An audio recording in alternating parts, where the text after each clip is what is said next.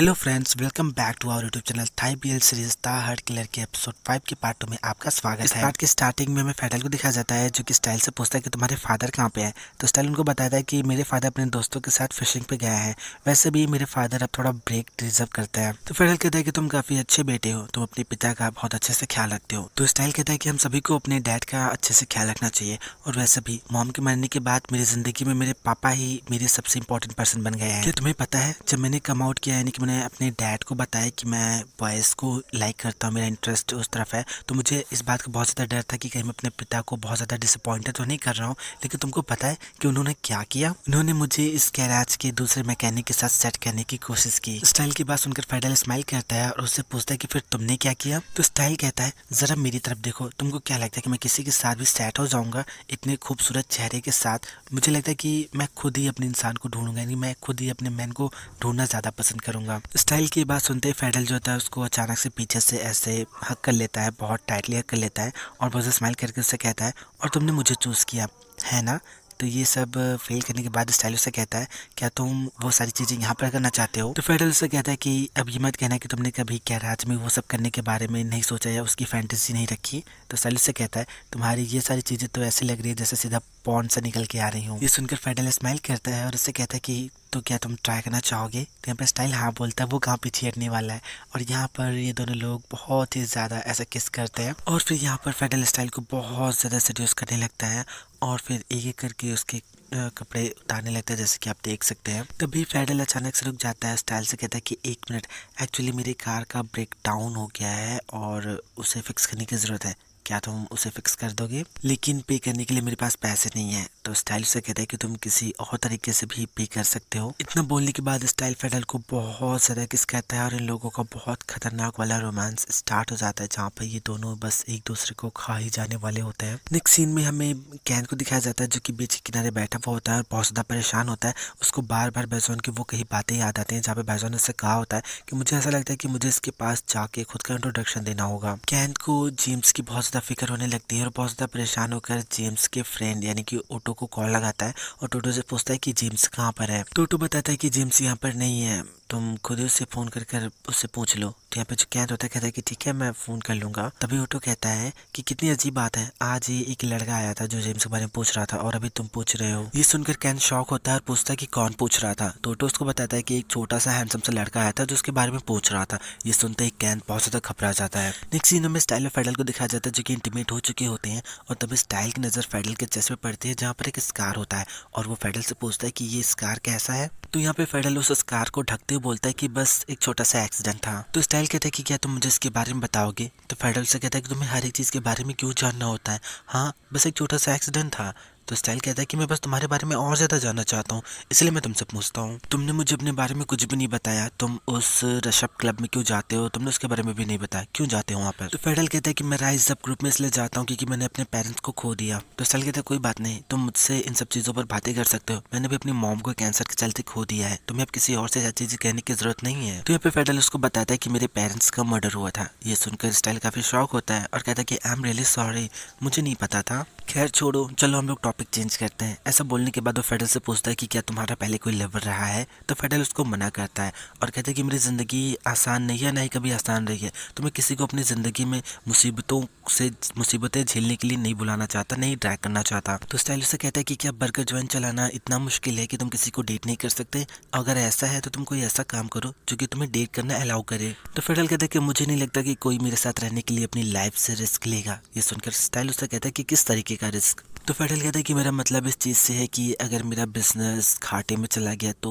तुम्हें पता है ना कि रेस्टोरेंट चलाना कोई सिक्योर बिजनेस नहीं होता। तो यहाँ पे स्टाइल बहुत प्यार से फेडल को देखता है, फिर उसका हाथ पकड़ता है और बहुत प्यार से उससे कहता है कि मुझे ऐसा लगता है कि तुम्हें बस किसी ऐसे इंसान को ढूंढने की ज़रूरत है जो तुम्हारा साथ दे, और तुम्हें बस ऐसे किसी जॉब की ज़रूरत है जिसमें तुम्हें अपने पार्टनर को, अपने लवर की लाइफ का रिस्क ना लेना पड़े। स्टाइल के इतना कहने के बाद फेडल और स्टाइल दोनों एक दूसरे को बहुत प्यार से ऐसे घूर घूर के देख रहे होते हैं। तभी अचानक से इनकी शॉप का गैराज का शटर उठता है और वहाँ पर कैन आ जाता है। कैन को देखकर सब बहुत ज़्यादा शॉक हो जाते हैं और कैन फेडल को देखकर बहुत ज़्यादा शॉक हो जाता है। कैन को देखने के बाद फेडल जो होता है अपनी शर्ट इन करने लगता है। तभी कैन जो होता है उससे कहता है कि मुझे माफ़ करना कि मैंने तुम लोगों को परेशान किया। तभी स्टाइल उसे पूछता कि कैन क्या बात है, तुम यहाँ पर क्यों और तुमने मुझे कॉल क्यों नहीं किया। कैन कहता है कि मैंने कॉल किया था लेकिन तुमने कॉल पिकअप नहीं किया, तुम लोग कर क्या रहे थे। अब यहाँ पर स्टाइल कैन को क्या बताए कि वो क्या कर रहा था। तो कैन से पूछता है कि तुम्हें क्या चाहिए। तो कैन कहता है कि मुझे तुमसे प्राइवेट में बात करनी है, क्या मैं कर सकता हूँ। और यहाँ पर ये सुनकर जो फेडल होता है वो थोड़ा सा शौक होता है कि ये क्या बात करने वाला है। तो यहाँ पे जो स्टाइल होता है वो जाता है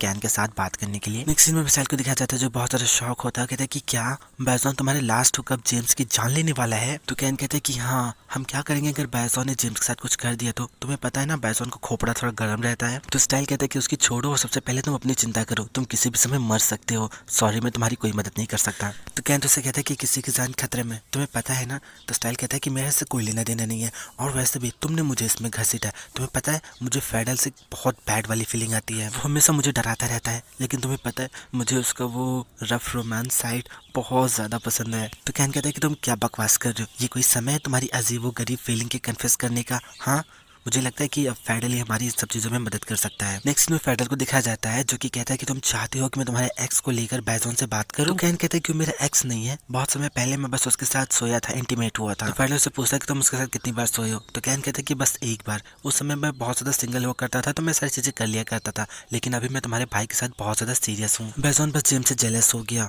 जेम्स एक बुकी है, तुम्हारा भाई किसी मुसीबत में भी पड़ सकता है। तो फेडल कहता है कि भला मैं इसमें तुम्हारी मदद कैसे कर सकता हूँ, मैं एग्जैक्टली उसको रोक तो नहीं सकता, और वैसे भी ये अच्छा ही है, कम से कम इसी बहाने उसे तुम्हारा असली चेहरा तो दिखेगा। तो स्टाइल कहते हैं कि क्या तुम इस मुसीबत से बाहर आने में मेरे दोस्त की मदद नहीं कर सकते, तुम मेरे बॉयफ्रेंड हो और अगर तुम मुझे लाइक करते हो ना तो तुम्हें मेरे दोस्त की मदद करनी पड़ेगी, समझ गए, चलो अब उसकी मदद करो। स्टाइल के कहने पर फेडल मान जाता है और कहता है कि ठीक है मैं तुम्हारी मदद करूंगा, लेकिन मैं तुम लोगों को प्रॉमिस नहीं कर सकता कि मैं उसको रोक ही लूंगा। फेडल की बात सुनकर स्टाइल बहुत ज्यादा खुश हो जाता है और कैन तो उसको बहुत ज्यादा थैंक्स बोलता है। तो फेडल से कहता है कि मैं तुम्हें एक चीज बता दूं, एक बार अगर बैजॉन कुछ करने की ठान लेता है तो उसे मैं भी नहीं रोक सकता, वो पूरी तरीके से पागल कुत्ता हो जाता है। फेडल की बात सुनकर कैन भी बहुत ज्यादा घबरा जाता है। नेक्स्ट में बैजॉन को दिखाया जाता है जो कि उस जो सट्टेबाजी होती है उस वाले एरिया में पहुंच जाता है और वो जेम्स को ढूंढ रहा होता है। और तभी बैजॉन को जेम्स दिखाई पड़ता है जो कि लोगों से बैठ के पैसे ले रहा होता है, और तभी उसके पास फेडल का कॉल आता है। फेडल उससे पूछता है कि तुम कहाँ पर हो। तो बैजॉन कहता है कि मैं ला प्लेस पे हूँ। तो फेडल से कहता है कि झूठ बोल रहे हो,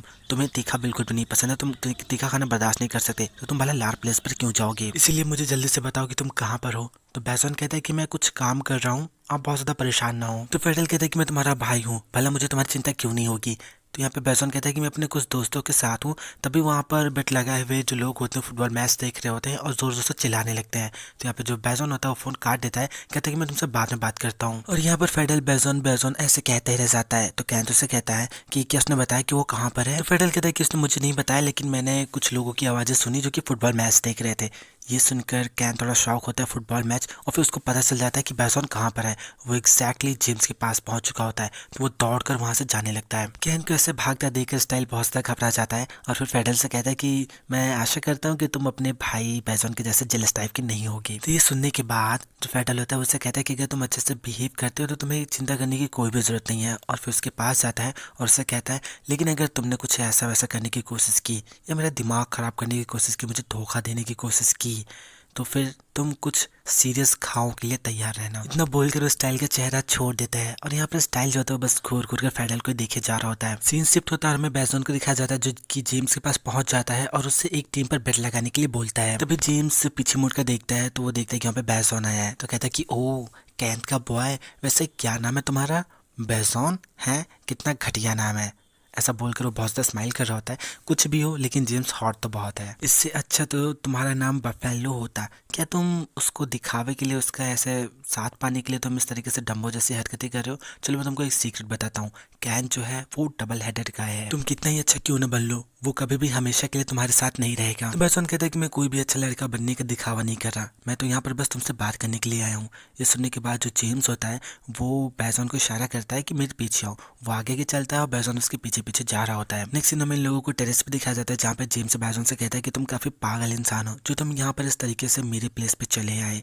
क्या तुम अपने बॉयफ्रेंड से इतना ज़्यादा जेलस हो कि तुम यहाँ पर आ गए। तो यहाँ पर जो बैजॉन होता है उससे कहता है कि कैंथ एक दूसरी चीज़ है, मैं यहाँ पर तुमसे ये कहने के लिए आया हूँ कि तुम मेरा पीछा करना बंद कर दो। बैजॉन की ये बात सुनने के बाद कैन जो होता है उन सभी मोमेंट्स को याद करता है जब वो बैजॉन का पीछा करते हुए उन जगहों पे पहुंचा होता है, चाहे वो ट्रॉफी वाला मोमेंट हो या फिर वो कैफे वाला मोमेंट हो, हर एक मोमेंट पे। तो बैजॉन कहता है कि तुम्हें क्या लगता है कि मैंने तुम्हें नोटिस नहीं किया? तुम हो ही क्या, एक अमेच्योर जासूस जिसको पता नहीं जासूसी कैसे करते हैं। तो यहाँ पे जेम्स कहता है कि तुम ये सब जानते थे तो तुमने कैन को क्यों नहीं बताया? क्योंकि कैन मेरा बिजनेस नहीं है। मैं वेट कर रहा था कि तुम खुद को रिवील करो और जरा खुद को देखो। मुझे पहले से पता था कि तुम बस एक सैडी बेटिंग हाउस में एक बुकीज हो। भला मुझे तुमसे डरने की क्या जरूरत? मैं कैन के पार्ट में उसको तुमसे डील करने दूंगा, लेकिन मेरे पार्ट में तुमको मेरा पीछा करना बंद करना होगा, समझ गए? ऐसा बोलकर जो बैजॉन होता है वो वहां से जाने लगता है, लेकिन तभी जेम्स होता है वो साइड में पड़ी हुई एक फंटी उठाता है और उसको मारने के लिए दौड़ता है। तभी बैजॉन पीछे मुड़ता है और उसको देख लेता है और वो उसको पकड़ लेता है और उसको बहुत ज्यादा पीटने लगता है। यहाँ पे बैजॉन जो था जेम्स को इतना मारता है कि उसकी बॉडी से खून निकलने लगता है, उसके मुंह से बहुत ज्यादा ब्लड निकलने लगता है और यहाँ पर जेम्स बहुत ज्यादा घबरा जाता है कि अब वो क्या करे, और बैजॉन का गुस्सा टाइम टू टाइम बस बढ़ते ही जा रहा होता है। तभी बैजॉन अपनी गन निकालता है और उस पर पॉइंट आउट करता है और कहता है कि तुम मुझे ट्राई करना चाहोगे? हाँ, ट्राई करो, करके देख लो। तभी हमें कैन को दिखाया जाता है जो कि बहुत ज्यादा दौड़ता हुआ हाँफता हुआ वहां पर आता है और ऑटो से पूछता है कि ऑटो, जेम्स कहाँ पर है? मुझे पता, मुझे उससे बहुत अर्जेंट बात करनी है। तो ऑटो कहता है कि मैंने अभी कुछ समय पहले उसको एक स्मार्ट सुंदर छोटे लड़के के साथ बाहर जाते हुए देखा। वो वही लड़का है जो पहले भी उसको पूछते हुए यहाँ पर आया था। ऑटो की बात सुनते ही कैन बहुत ज्यादा हैरान हो जाता है, बहुत ज्यादा परेशान हो जाता है। वो दौड़ता हुआ जेम्स को ढूंढता हुआ बाहर आता है और वो फिर टेरेस पे पहुंच जाता है। टेरेस पे पहुंचने के बाद वो देखता है कि वहां पे ब्लड पड़ा हुआ है और एक डंडा पड़ा हुआ है। कैन जो होता है वो उसको चेक करता है और वो बहुत ज्यादा परेशान होता है। उसको लगता है कि बैजॉन ने जेम्स के साथ कुछ कर दिया है। नेक्स्ट सीन में बैजॉन को रेस्टोरेंट में दिखाया जाता है जहाँ पे वो बहुत ज्यादा फोर्सली विंडो को साफ कर रहा होता है। तो फेडर से कहता है कि तुम्हें इतना ज्यादा जोर से करने की जरूरत नहीं है, आराम से करो। अगर तुम रिट्रैक्ट को लेकर इतना ज्यादा इंपेशेंट हो तो तुम्हें ऐसा होने की कोई जरूरत नहीं है, हमें काम बहुत ही जल्द खत्म कर देंगे। अगर तुम मेरा अच्छे से साथ दोगी तो रूरेट वो आखिरी घटिया इंसान होगा जिसे हमें मारना होगा और उसके बाद फिर हम दोनों ही फ्री हो जाएंगे। वैसे रूरेट की इन सब चीजों के अलावा तुमने और क्या किया है? ये सुनते बैजॉन थोड़ा शॉक हो जाता है, कहते हैं कि क्या मैंने क्या किया है? तो फेडल कहता है कि मैं कैन के एक्स हुकअप के बारे में बात कर रहा हूँ, तुमने उसके साथ क्या किया? तो सुनकर बैजॉन शॉक होता है और कहता है कि तुम्हें इन सब चीजों के बारे में कैसे पता? क्या कैन ने तुम्हें ये सब बताया? तो फेडल कहता है कि उसे इस बात का डर था कि कहीं तुम कोई बेवकूफ़ी ना कर दो। वो बेचारा बहुत ज्यादा डरा हुआ था। तो मुझे बताओ कि तुमने उसके साथ क्या किया? ये सुनकर बैजॉन बहुत ज्यादा स्माइल करता है और उन सब चीजों के बारे में बताता है। हमें दिखाया जाता है कि बैजॉन गन उसके ऊपर पॉइंट किया होता है और कहता है तुम मुझे ट्राई करना चाहते हो? हाँ, ट्राई करो। ऐसा बोलकर उसको बालकनी के पास ले जाता है, उसको लटका देता है और कहता है मैं तुमको मार कर यहीं से फेंक दूंगा। तो जेम्स डर जाता है और कहता है कि आई एम रियली सॉरी, मेरा मकसद तुम्हें नीचा दिखाने का नहीं था, प्लीज मेरी जान मत लो। तो बैजॉन कहता है कि अगर तुमने मेरा पीछा करना बंद नहीं किया तो तुम्हारी ये जगह और तुम दोनों इस जमीन में धूल धूल हो जाओगे। तो जेम्स कहता है आई एम सॉरी, ठीक है मैं समझ गया, मैं आपसे तुम्हारा और कैन दोनों का पीछा करना बंद कर दूंगा। तो बैजॉन उससे कहता है कि तुम कैन को लेकर इतना ज्यादा पागल क्यों हो? क्या उसने तुमसे कोई प्रॉमिस किया था? हाँ। तो जेम्स कहता है कि नहीं, उसने मुझसे कोई प्रॉमिस नहीं किया था, बस वो मेरे बुरे समय में मेरे साथ था।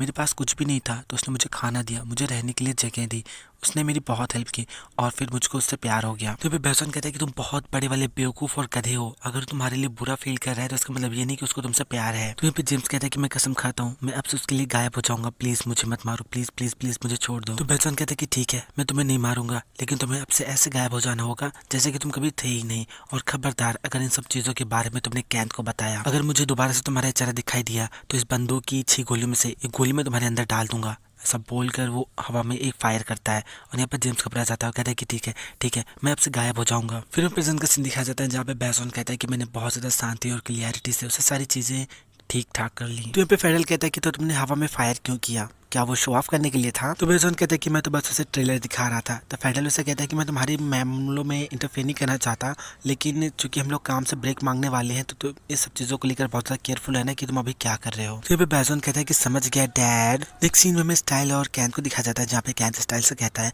कि मैं जेम्स को ढूंढते हुए उसके घर पर और उसके वर्क प्लेस दोनों जगह गया था, लेकिन वो मुझे कहीं पर भी नहीं मिला। तुम्हें नहीं लगता कि ये कुछ सस्पिशियस है? तो स्टाइल कहता है कि हो सकता है कि वो शहर से बाहर गया है, ये मत भूलो कि वो अपने गले तक कर्ज में डूबा हुआ है, मुझे नहीं लगता कि इन सब चीजों का बैजॉन से कुछ भी लेना देना है। तो कैन कहता है कि तुम कुछ ज्यादा ही ऑप्टिमिस्टिक हो, यानी कि पॉजिटिव देख रहे हो। क्या तुम भूल गए कि वो लोग क्या है?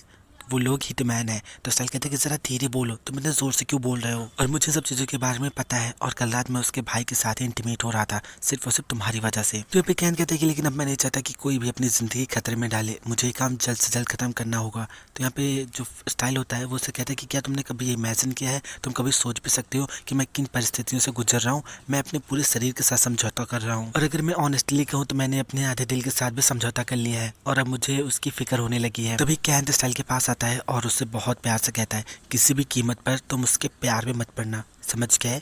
तो स्टाइल कहता है कि ये तुम कह रहे हो जो कि खुद बैजॉन की उंगलियों पे नाचता है। तो कैन कहता है कि मैं जानता हूँ और इसलिए मैं सारी चीज़ें जल्द से जल्द खत्म करना चाहता हूँ, क्योंकि एक बार वो दोनों लोग अरेस्ट हो गए फिर हम दोनों आराम से आज़ादी से अपनी ज़िंदगी जी सकते हैं। तो पे स्टाइल कहता है कि मैं ऐसा करता हूँ कि हम दोनों में से किसी की चटनी बनने से पहले ये काम हो जाए, और शायद मुझे अपने दिल को इन सब लाइंस पर लाना ही नहीं चाहिए था। तो पे कैन स्टाइल से कहता है कि क्या तुम आज फेडरल को डबल डेट पर आने के लिए कह सकते हो, तुम्हें कुछ ज़्यादा नहीं करना है, बस ये श्योर रखना कि फेडरल पूरे टाइम तुम्हारे साथ ही रहे और कहीं ना जा पाए। तो स्टाइल उससे पूछता है कि तुम क्या करने वाले हो। तो कैन उससे कहता है कि मैं फिर से अपनी सबसे पहली खतरनाक वाली स्किल यूज करने वाला हूँ। नेक्स्ट सीन हमें एक मॉल टाइप की जगह का दिखाया जाता है जहाँ पे फेडरल और बैजॉन ड्रिंक कर रहे होते हैं, और तभी वहाँ पर कैन और स्टाइल एक एक टी शर्ट पहनकर और एक एक टी शर्ट लेकर आते हैं। तभी बैजॉन पूछता है कि टी शर्ट का क्या सीन है। हाँ, तो जो कैन होता है वो बताता है कि मैंने तुम दोनों को यहाँ पर एक बॉलिंग मैच के लिए बुलाया है, और ये टी शर्ट नहीं है, हमारी जर्सी है।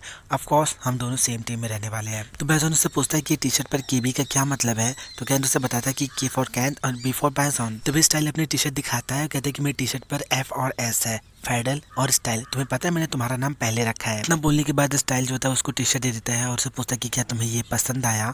और कैन जो था वो टी शर्ट बैजॉन को देता है, उससे पूछता है कि क्या तुम्हें ये पसंद आया। तो बैजॉन कहता है कि हाँ बिल्कुल, ब्लू मेरा फेवरेट कलर है और अब मैं चेंज करने जा रहा हूँ। फिर वो फेडरल से कहता है कि फेडरल चलो चेंज करने चलते हैं। तो यहाँ पे फेडरल जो था वो टी शर्ट स्टाइल को वापस कर देता है और कहता है कि मैं ये सब नहीं कर सकता। तो बैजॉन फेडरल से पूछता है कि फेडरल अब क्या हो गया। तो फेडरल कहता है कि मैंने तुम्हें डेट करने के लिए एग्री किया था, ये एग्री नहीं किया था कि तुम जो चाहोगे जो कहोगे मैं वो सब करूंगा। तो फिर बैजॉन धीरे से बोलता है कि तो पूरे मूड का सत्यानाश कर रहा है। तभी स्टाइल कहता है कि तुम्हें पता है ये टी शर्ट मैंने तुम्हारे लिए कस्टमाइज की है और मैं तुम्हारा नाम भी पहले रखा है। तो फिर फेडरल से कहता है कि तुम्हें कैसे पता है कि मैं किस साइज की टी शर्ट पहनता हूँ। तो जो स्टाइल होता है उसके पास आता है और कहता है कि मैंने तुम्हें इतना तो टच कर लिया है कि मुझे पता है कि तुम्हारी साइज क्या है, तुम किस साइज के कपड़े पहनते हो। स्टाइल की बात सुनकर बैजॉन सीटी बजाने लगता है और फेडरल को बहुत ज्यादा चिढ़ा रहा होता है, टीज कर रहा होता है। तो स्टाइल कहता है कि बिना उसके एफ के एस का कोई अस्तित्व नहीं है, एफ फॉर फेडरल होता है न कि फेल, तुम्हें पता है, चलो मान भी जाओ। यहाँ पर सब जो होता है फेडरल को ऐसे फोर्स कर रहे होते हैं कि प्लीज मान जाओ, और स्टाइल बहुत ज्यादा क्यूट बन रहा होता है कि प्लीज प्लीज मान जाओ ना फेडरल, प्लीज प्लीज प्लीज। तो फिर फेडरल मान जाता है और कहता है कि ठीक है, जैसे तुम्हारा तामा जामा खत्म होगा मैं इस टी शर्ट को उतार दूंगा। तो स्टाइल कहता है कि ठीक है, ये टी शर्ट हम मेरे प्लेस पे चल के उतारेंगे। तो सुनकर कैन तो स्माइल करता है और कहता है कि स्टाइल तुम भी ना। और यहाँ पर ये जो फेडरल और बैजॉन होते हैं ये लोग जाने लगते हैं टी शर्ट चेंज करने। नेक्स्ट सीन में फेडरल स्टाइल को गेम खेलते हुए और बहुत ज्यादा लवी डबी होते हुए दिखाया जाता है। हमें दिखाया जाता है कि बैजॉन इन लोगों को ऐसे देख रहा होता है और फिर वो कैन से कहता है कि तुम्हें पता है मुझे काफी ऐसा बुरा फील हो रहा था कि मैंने तुम्हारे दोस्त को बोला कि मेरे भाई को बताया था कि हमारा रास्ता साफ हो सके, और दूसरी तरफ मुझे अब बहुत ज़्यादा अच्छा लग रहा है कि मैंने ऐसा तुम्हारे दोस्त को करने के लिए बोला। मैंने फेडरल को आज से पहले इतना ज़्यादा खुश पहले कभी नहीं देखा। तुम्हारा फ्रेंड मेरे भाई को डम तो नहीं करेगा, है ना। तो पे कैन कहता है कि वो ऐसा नहीं करेगा, मैं ईमानदारी से तो नहीं कर सकता, लेकिन मेरे फ्रेंड ने एक बार मुझसे ऐसा कहा था कि तुम्हारा भाई उसको बहुत ज़्यादा पसंद है। तो ये पे बैजॉन से कहता है कि तुम्हें क्या लगता है कि क्या मैंने सच में जेम्स को हर्ट किया होगा, क्योंकि तुम्हें क्या लगता है कि मैंने क्या किया होगा, क्योंकि तुम फेडरल तक चले गए मुझे रोकने के लिए। तो कैन कहते हैं कि मुझे याद है कि तुमने उस पे टीचर के साथ कितनी क्रूरता से तुमने उसको मारा पीटा था, और इसलिए मुझे तुम्हारी फिक्र हो रही थी। मैं बस चाहता हूँ कि तुम मुझ पर ट्रस्ट करो। कोई फर्क नहीं पड़ता कि मेरा पास्ट कितना ज़्यादा बुरा रहा है, लेकिन मैं तुम्हारे लिए जितना हो सकता है उससे भी बेटर इंसान बनने की कोशिश कर रहा हूँ। इतना बोलने के बाद कैन तो उसको किस करता है। तो बैजॉन उससे कहता है कि एक्चुअली मैं जेम्स को हर्ट करने के लिए उसके पास नहीं गया था, मैं बस उससे बात करना चाहता था। मैंने नोटिस किया कि काफ़ी समय से हमें फॉलो कर रहा था, और मैं बस उसको इस चीज़ समझाना चाहता था कि वो ऐसा ना करे। कैन तुम्हारे जीवन में जो कुछ है वो सब ओपनली मुझे बताओ, जब मुझे खुद से पता चलता है तो मुझे बहुत बुरा लगता है। तो फिर कैन कहता है कि ठीक है, मैं तुम्हें प्रॉमिस करता हूँ कि मैं आपसे तुम्हें हर एक चीज़ बताऊंगा। ऐसा बोल कर वो बैजॉन के साथ पिंकी प्रॉमिस करता है। तो भी मैं स्टाइल को दिखाया जाता है जो कि अजीब से डांस कर रहा होता है और फेडरल को भी डांस करने के लिए बोलता है। तो फेडरल उसका डांस देख कर कहता है कि नहीं, मैं बिल्कुल भी डांस नहीं करने वाला, ये बहुत ज़्यादा एम्बैरेसिंग है। तो फिर स्टाइल कहता है कि क्या एम्बैरेसिंग, हाँ होस्ट क्लब में डांस करते हुए तो तुम्हें शर्म नहीं आई थी। चलो अब ऐसा बोलकर वो ऐसा डांस करते हुए उसको पकड़ कर अपनी तरफ खींचता है, जिससे दोनों एक दूसरे के बहुत ज़्यादा करीब आ जाते हैं। और यहाँ पर स्टाइल ज़बरदस्ती फेडरल को भी अपने इस अजीबोगरीब डांस में शामिल कर लेता है और फेडरल भी इसे एंजॉय कर रहा होता है। और तभी अचानक से दोनों एक दूसरे के बहुत ज़्यादा करीब आ जाते हैं। तो जो स्टाइल होता है फेडरल का बम पकड़ता है, उससे कहता है कि आज रात मेरे प्लेस पर रुको। तभी जो फेडरल होता है वो स्टाइल का हाथ हटाता है और उसका बम पकड़ लेता है और कहता है कि हाँ बिल्कुल। नेक्स्ट सीन में कैन और बैजॉन को सिंगिंग करते हुए दिखाया जाता है। स्टाइल और फेडरल बैठकर उनको देख रहे होते हैं। तभी स्टाइल कहता है मैं तो ये कहूँगा कि मेरा फ्रेंड और तुम्हारा दोस्त, सॉरी तुम्हारा भाई, दोनों साथ में बहुत ज़्यादा अच्छे लगते हैं, ये दोनों परफेक्ट मैच हैं। तो यहाँ पर जो फेडरल था उससे कहता है कि मुझे तुम्हारे कॉम्प्लीमेंट की कोई ज़रूरत नहीं है, भले मैं इन दोनों को साथ में रहने दे रहा हूँ, लेकिन मैं फिर भी उस पर भरोसा नहीं करता। मेरे जैसा लड़का कभी भी किसी पर 100% भरोसा नहीं कर सकता। तो स्टाइल कहता है कि ओह क्या मुझ पर भी नहीं। तो फेडल से कहता है कि तुम अपने बेस्ट के साथ 80% पर हो, बाकी के 20% में मुझे ऐसा लगता है कि मुझे ऐसा फील होता है कि तुम मुझसे कुछ छिपा रहे हो। तो यहाँ पे स्टाइल कहता है कि अच्छा तुम ये किस बारे में बात करो, मैं तुमसे क्या छिपाऊंगा, तो अब तुम मुझे बताओ कि तुम्हारा 100% भरोसा जीतने के लिए मुझे क्या करना होगा। तो यहाँ पे फेडरल कहता है कि कुछ भी नहीं, क्योंकि ऐसा कभी नहीं होने वाला, क्योंकि मुझे ये चीज़ पता है कि कोई फ़र्क नहीं पड़ता कि कोई किसी से कितना प्यार करता है, वो उस पर कभी भी पूरी तरीके से भरोसा नहीं कर सकता, नहीं पूरी तरीके से उस पर डिपेंड हो सकता है। तो स्टाइल कहता है कि ओह तुम काफ़ी डिफिकल्ट इंसान हो, खैर ये सब छोड़ो, चलो चलकर गाना गाते हैं। ऐसा बोल के उसको ले जाने लगता है, लेकिन फेडरल यहाँ पे मना करता है, कहता है कि बिल्कुल भी नहीं। तो स्टाइल से कहता है कि तुम्हारा क्या ड्रामा है, हाँ यहाँ पर देखो किसी को भी कोई भी तुम पर ध्यान नहीं देने वाला, यहाँ पर जितने भी लोग हैं सब के सब नशे में धुतता है, अब चलो ना, चलो चलकर गाना गाते हैं। सब बोलकर वो फेडरल को ज़बरदस्ती अपने साथ गाना गाने के लिए लेकर जाता है और यहाँ पर स्टेज पर चारों लोग मिलकर गाना गाने लगते हैं। फेडरल, स्टाइल, बैसॉन और कैन सब लोग गाना गाने लगते हैं। और यहाँ पर जब कैन ये चीज़ नोटिस करता है कि सब लोग बिजी हो चुके हैं, तो अपना मेन प्लान स्टार्ट करता है। वो ऐसे प्रिटेंड करता है कि उसके मोबाइल पे कॉल आई है और वो उस फ़ोन को पिकअप करता है। और यहाँ पर बैसॉन जो होता है वो साइड में देखता है कि कैन किसी से बात कर रहा है। तो यहाँ पे कैन ड्रामा करते हुए कहता है कि हेलो बेब, तुम कैसे हो, क्या क्या तुम्हारे साथ गाली गलौज हुई है, ये किसने किया तुम्हारे साथ, तुम ठीक तो हो ना, क्या ये सब उन्हीं लड़कों ने किया है, तुम छिपे हुए हो, तुम छिपे रहना बेब, मैं भी आ रहा हूँ। बैजोन भी सब सुनकर बहुत ज़्यादा परेशान हो जाता है और उससे पूछता है कि क्या क्या क्या क्या हुआ है। तो कैन कहता है कि स्कूल के बुली करने वाले उन बच्चों ने गैंग में बेब को पकड़ लिया है, बेब बहुत ज़्यादा डरा हुआ है और अभी भी छिपा हुआ है। तो बैजोन पूछता है कि क्या वो ठीक है। तो कैन कहता है कि मुझे नहीं पता, लेकिन मुझे अभी के अभी जाना होगा। ऐसा बोलकर वो जाने वाला होता है। तो बैजोन कहता है कि रुको, मैं भी तुम्हारे साथ चलूंगा। तो कैन मना करता है, कहता है कि नहीं, मैं थोड़ी देर में वापस आ जाऊंगा। तो बैजोन कहता है कि मैं तुम्हारे साथ जाना चाहता हूँ, उन बच्चों को तो मैं हैंडल कर लूंगा। तो फिर कैन कहता है कि नहीं, मैं नहीं चाहता कि तुम फिर से मेरे लिए अपनी ज़िंदगी खतरे में डालो। तो जो स्टाइल होता है कहता है कि कैन, क्या तुम चाहते हो कि मैं तुम्हारे साथ चलूं। तो पर जो कैन होता है वो फिर से उसको मना करता है और कहता है कि तुम सब यहीं पर रुको, ये मेरे भाई से रिलेटेड है, सो इसे मैं डील कर लूंगा। हम यहाँ पर मौज मस्ती करने के लिए आए थे और मैं माहौल ख़राब करने का कारण नहीं बनना चाहता। मैं ये सारी चीज़ें हैंडल कर बहुत ही जल्दी यहाँ पर वापस आ जाऊँगा। तो बैजोन उससे कहता है कि ठीक है, लेकिन अपना बहुत अच्छे से ख्याल रखना, ठीक है। यहाँ पर मैं फेडरल को दिखाया जाता है जो कि उसको घूर घूर के जाते हुए देखता है और फिर हमें स्टाइल को दिखाया जाता है जो कि बहुत ज़्यादा परेशान होता है कि अब चीज़ों को कैसे हैंडल करें, क्योंकि उसको तो पता है कि कैन कहाँ पर गया है, वो क्या करेगा। नेक्स्ट सीन में कैन को दिखाया जाता है जो कि गाड़ी स्टार्ट करता है और सीधा फेडरल के घर पे पहुंचता है। फेडरल के घर के बाहर पहुंचकर वो अपनी कार से सीढ़ी निकालता है और एक मैं नाम भूल गया, वो सोखते वाला चीज़ निकालता है जिसको वो ऊपर जो रेलिंग होती है उस पर लगा देता है ताकि वो कांटे उसको ना चुभे। और इस तरीके से बाउंड्री कूद कर कैन घर के अंदर घुस जाता है। घर के अंदर आने के बाद कैन जो होता है वो घर का लॉकर तोड़ता है, दरवाज़ा तोड़ता है और फिर घर के अंदर पहुंचता है। घर के अंदर जाने के बाद वो कमरा ढूंढता है जहाँ पर फेडरल ने उसको पकड़ा था, उसको रोका था। उस कमरे में पहुंचने के बाद वो उसका ताला बहुत ही ज़्यादा कोशिश करके तोड़ने की कोशिश करता है और फिर फाइनली वो उस दरवाजे का भी ताला तोड़ देता है। रूम के अंदर आने के बाद कैन जो होता है वो लाइट्स ऑन करता है और वहाँ पर जो कुछ भी होता है वो सब कुछ देखकर वो बहुत ज़्यादा शॉक हो जाता है। कैन तो वहाँ पर रखी हर एक चीज़ का फोटो खींचने लगता है और तभी वो ड्रॉवर ओपन करता है, कुछ डॉक्यूमेंट्स चेक करता है और तभी उसे कुछ एनवेलप्स मिलते हैं। जब वो एनवेलप्स को ओपन करता है तो उसमें कुछ लोगों की फोटोज और डॉक्यूमेंट्स मिलते हैं जो देखकर वो बहुत ज़्यादा शॉक हो जाता है। कैन जो होता है उन सभी डॉक्यूमेंट्स की फोटोज क्लिक करता है और तभी वो पीछे मुड़कर देखता है तो उसको अपने पीछे एक बहुत बड़ा स्टडी बोर्ड दिखाई पड़ता है। जब वो स्टडी बोर्ड को हटाता है तो वहाँ पर देखता है कि रैट के बीच में फोटो लगी हुई होती है और उसको मारने के लिए सारा प्लान उस पर बना हुआ होता है।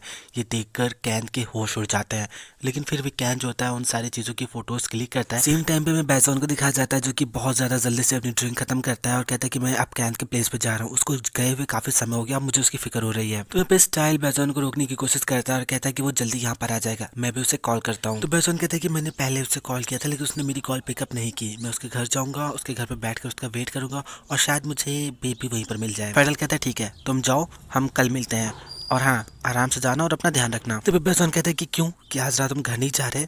फिर अपना दिमाग लगाता है और कहता है कि ठीक है मैं समझ गया, मैं चलता हूँ। ऐसा बोलकर बैजोन वहाँ से चला जाता है और स्टाइल की सांसें ऊपर नीचे होने लगती हैं। वो अपना मोबाइल निकालता है और एक टेक्स्ट मैसेज भेजता है कैन के पास जिसमें लिखा होता है कि बैजोन यहाँ से निकल चुका है, वो तुमको ढूंढने के लिए तुम्हारे घर पे गया है, तुम्हारा काम हो गया तो तुम जल्दी से निकलो। सेम टाइम पर मैं कैन को दिखाया जाता है जो कि वहाँ पे हर एक चीज़ की फोटोज क्लिक कर रहा होता है और तभी उसे स्टाइल का मैसेज मिलता है जिसमें स्टाइल ने सारी चीज़ें लिखी हुई होती हैं। वो देखकर वो बहुत ज़्यादा घबरा जाता है और यहाँ पर जो कैन होता है सारी पिक्चर्स क्लिक करने के बाद रूम जैसा था वैसा कर चुपके से वहाँ से भाग जाता है, लेकिन वो भूल जाता है कि उस कैमरे में मतलब उस कमरे में कैमरा लगा होता है और उस कैमरे ने कैन को जाते हुए कैप्चर कर लिया होता है। एक सीन में बैजोन को दिखाया जाता है जो कि कैन के घर पे जाता है। कैन के घर पे पहुंचकर उसके घर में बहुत बड़ा ताला लटका हुआ देखता है और उसके ताले को छूकर कुछ सोच रहा होता है। तभी अचानक से कैन जो होता है उसके पीछे आ जाता है और जैसे ही कैन बैजोन को टच करता है, बैजोन को लगता है कि कोई अजनबी है। बैजोन अपनी गन निकालता है और उन दोनों के ऊपर तान देता है और यहाँ पर गन को देखकर कैन और बेब दोनों डर जाते हैं। तो बैजोन कहता है कि हम सॉरी, मुझे लगा कि कोई और है। फिर कैन उससे पूछता है कि तुम अपने साथ गन लेकर चलते हो। तो बैजोन कहता है कि हाँ, फेडल ने मुझे ऐसा करने के लिए कहा था क्योंकि हाल ही में हमारे रेस्टोरेंट पे कुछ लोगों ने हमला किया था। फिर यहाँ पे कैन बैजोन से कहता है कि तुम यहाँ पर क्या कर रहे हो, मैंने तुमसे कहा था ना कि मैं वापस उसी बॉलिंग एली में आऊंगा। तो बैजोन कहता है कि मैं यहाँ पर तुम्हें देखने के लिए आया हूँ, तुम मेरा फोन नहीं उठा रहे थे तो मुझे तुम्हारी फिक्र हुई। तो कैन कहता है कि हम सॉरी, मेरा फोन डेड हो गया था। तो बैजोन से कहता है कि अगर ऐसा है तो तुम अपने साथ एक चार्जर लेकर चला करो, तुम्हें नहीं पता कि मुझे तुम्हारी कितनी चिंता हो जाती है। तो यहाँ पे कैन कहता है कि ठीक है, आगे से मैं इस चीज का ख्याल रखूंगा। तो यहाँ पे जो बैजोन होता है वो बीप से पूछता है कि बीप तुम कैसे हो। तो बीप कहता है कि वो लोग ग्रुप में आ गए थे इसलिए मैं उनका सामना नहीं कर पाया, अगर वो अकेले होते तो मैं उनका सामना कर लेता। तो बैजोन कहता है कि दोबारा से तुम्हारे साथ ऐसा कुछ होता है तो मुझे जरूर बताना, ठीक है। तो यहाँ पे जो बेब होता है वो कहता है कि ठीक है, जरूर बताऊंगा। ऐसा बोलकर वो वहां से चला जाता है। बेब के जाने के बाद बैजोन कैन से कहता है कि कैन, क्या मैंने तुम्हें डरा दिया? क्या तुम्हें नहीं लगता कि बेब को ये पता है कि हम दोनों एक दूसरे को डेट कर रहे हैं? तो ये कैन कहता है कि मुझे तो लगता है कि उसने इतना तो गेस कर ही लिया होगा। तो बैजोन से कहता है कि क्या साथ मैं तुम्हारे प्लेस पर रुक सकता हूँ? तो सुनकर पहले तो कैन जो होता है थोड़ा सा शॉक होता है और फिर स्माइल करके उससे कहता है कि हाँ बिल्कुल तुम रुक सकते हो, लेकिन इस चीज़ का ख्याल रखना कि शोर ज़्यादा नहीं होना चाहिए। तो फिर बैजोन कहता है कि अगर तुम्हारी आवाज़ ज़्यादा हुई तो मैं तुम्हारा मुंह दबा दूंगा। ऐसा बोलकर वो उसका मुंह बंद करता है और कहता है कि बिल्कुल इसी तरीके से चलेगा ना। नेक्स्ट सीन में इन दोनों को बहुत ज़्यादा किस कहते दिखाया जाता है। हमें दिखाया जाता है कि बैजोन जो होता है वो कैट को बहुत ज़्यादा सेड्यूस कर रहा होता है, बहुत ज़्यादा, और फिर ये लोग ये सारी चीज़ें करना बंद कर देते हैं। बैजोन की नज़र कैन के पैर पे पड़ती है और वो कहता है कि ओह, तो तुम्हारे पैर पे भी एक टैटू है, मैंने ऐसे पहले से कभी नहीं देखा। तो फिर कैन कहता है कि ओह ये वाला है, एक्चुअली ये मेरा पहला टैटू है जो मैंने खुद ही बनाया था, लेकिन ये बहुत ही ज़्यादा गंदा और बेकार बना। अभी मैं सोच रहा हूँ कि मैं इसके ऊपर एक दूसरा टैटू बना दूँ ताकि ये कवर हो जाए। तो फिर बैजोन कहता है कि ऐसा कुछ भी करने की कोई ज़रूरत नहीं है, मुझे ऐसा लगता है कि ये टैटू अपनी स्टोरी के साथ बहुत ही ज़्यादा सुंदर है, मुझे तुम्हारी बॉडी का हर एक स्टोरी वाला टैटू बहुत ही ज़्यादा पसंद है। ऐसा बोलकर वो उसके जो टैटू होता है उसको किस करता है और उसके मतलब उसको बहुत ज़्यादा सेड्यूस करने लगता है। तभी जो कैन होता है उसको रोकता है और बहुत ज़्यादा स्माइल करता है और फिर यहाँ पे ये दोनों एक दूसरे से लिपट जाते हैं। तभी बैजोन बहुत स्माइल करता है और कहता है कि मैं बहुत ज़्यादा लकी हूँ कि मैं तुमसे मिला और मुझे ऐसा लगता है कि मेरी लाइफ चेंज होने वाली है। ऐसा बोलकर बहुत ज़्यादा स्माइल करके वो बैजोन कैन को देखता है और यहाँ पर कैन जो होता है वो बहुत ज़्यादा सैड हो जाता है क्योंकि उसको तो पता है कि आगे क्या होने वाला है। नेक्स्ट सीन में स्टाइल फेडल को दिखाया जाता है जहाँ पे फेडल बेड पे लेटा हुआ होता है, स्टाइल उसके सामने खड़ा होता है। तभी स्टाइल जो होता है अपनी टी शर्ट बहुत ज़्यादा स्टाइल में उतारता है और फिर स्टाइल रोल एंड रोल करते हुए फेडल के बहुत ज़्यादा करीब जाता है और बहुत प्यार से उसे कहता है कि तुम्हें पता है मैं जब भी तुम्हारे साथ रहता हूँ तो मुझे बहुत ही ज़्यादा अजीब सा फील होता है। ये सुनकर फेडल कहता है और वो भला कैसे? तो स्टाइल कहता है कि कभी कभी तुम मुझे बहुत ही ज़्यादा डरा देते हो और कभी कभी तुम मुझे बहुत ज़्यादा सेफ फील कराते हो। तो फिर फेडल कहता है कि मुझसे सावधान रहने में कोई भी हर्ज नहीं है, जैसा कि मैंने पहले भी कहा था कि कोई भी इंसान किसी दूसरे के सामने खुद को पूरी तरीके से कभी भी उजागर नहीं कर सकता। हो सकता है कि मेरी असलियत तुम्हारी सोच से भी ज्यादा डरावनी हो। तो यहाँ पे स्टाइल कहता है कि क्या तुम मेरे सामने खुद को पूरी तरीके से उजागर करोगे? मैं ये प्रॉमिस करता हूँ कि कोई फर्क नहीं पड़ता कि तुम कौन हो, तुम क्या हो, मैं फिर भी तुम्हें लाइक करूंगा। तो फेडल कहता है कि शब्द बहुत ही ज्यादा चीप होते हैं, मैं ऐसा तब करूंगा जब तुम ये सुनने के लिए पूरी तरीके से तैयार हो जाओगे और जब मुझे ऐसा लगेगा कि अब मुझे बताना चाहिए और तब तुम मुझे जज कर सकते हो। तो स्टाइल उससे कहता है एक दिन ऐसा आएगा जब मैं तुम्हारा 100% बन जाऊंगा। ऐसा बोलकर वो बहुत प्यार से फेडल की फोरहेड पे किस करता है और इतना बोलने के बाद स्टाइल फेडल को बहुत ज़्यादा सीरियस करने लगता है। वो उसके चेस्ट पर किस करता है और किस करने के बाद वो उसके स्कार पे किस करता है। फिर फेडल से कहता है कि मैं आशा करता हूँ कि तुम्हें दोबारा कभी इस तरीके का कोई नया स्कार न मिले। इतना बोलने के बाद इन दोनों का रोमांस स्टार्ट होता है, ये दोनों एक दूसरे को बहुत ज़्यादा किस करते हैं और यहाँ पर स्टाइल फेडल को बहुत ज़्यादा सीरियस करता है और इन दोनों का रोमांटिक सीन चल रहा होता है। मतलब फाइनली कह सकते हैं कि कुछ अच्छा हो रहा है। सो फ्रेंड्स, ये एपिसोड यहीं पे खत्म होता है। अगर आपको वीडियो पसंद आए तो लाइक कीजिए, हमारे चैनल को सब्सक्राइब करें, हमें कमेंट करके ज़रूर बताएं कि आपको वीडियो कैसा लगा। इसका नेक्स्ट पार्ट में बहुत जल्द लेकर आऊँगा। आई एम सॉरी कि मैं बार बार लेट हो जाता हूँ, लेकिन चूँकि ये वीडियोज़ काफ़ी लंबी हो जाती हैं तो मुझे वॉइस ओवर करने में काफ़ी समय लग जाता है।